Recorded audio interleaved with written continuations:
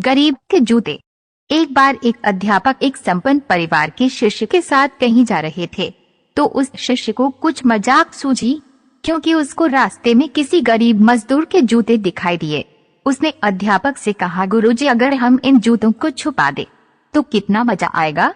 अब उसको तो मजाक सूझ रहा था, लेकिन गुरुजी ने कहा कि नहीं, गरीब इंसान के साथ इस तरह का भद्दा मजाक करना ठीक नहीं है। उसने कहा, क्यों ना हम इन जूतों में कुछ सिक्के डाल दें और देखें कि इसका इस गरीब मजदूर पर क्या प्रभाव पड़ता है। उन्होंने ऐसा ही किया। जैसे ही मजदूर अपना काम करके लौटा और उसने एक पाँव अपने जूते में डाला, तो उसको कुछ कठोर सा महसूस हुआ। उसने अंदर हाथ डाला तो उसको कुछ सिक्के दिखाई दिए। वह थोड़ा आश्चर्य में पड़ गया। आसपास किसी को देखा तो कोई भी दिखाई नहीं दिया। वापस उसने दूसरा पैर अपने जूते में डाला और वापस उसको उसमें कुछ सिक्के दिखाई दिए। अब दोनों जूतों के सिक्कों को उसने अपने हाथों में रखा और प्रभु की तरफ इशारा किया।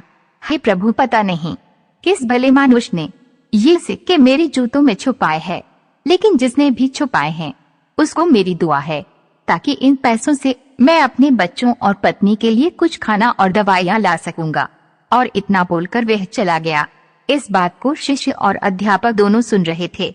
अब अध्यापक ने शिष्य से पूछा कि अब तुम मुझे बताओ कि तुम्हें कैसा महसूस हुआ, तुम्हारी पहले वाली मजाक या मेरा ये तरीका। तो उसने कहा कि गुरुजी, मैं आपसे क्षमा चाहता हूँ।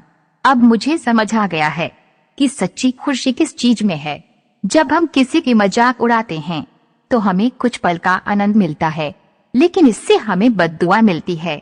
लेकिन अगर हम किसी की मुश्किल परिस्थिति में मदद करते हैं और जिसकी भी हम मदद करते हैं उसको भी नहीं पता कि हमने उसकी मदद की है, लेकिन अंदर ही अंदर हमें पता है कि हमने उस इंसान की मदद की है। यही सच्ची खुशी है।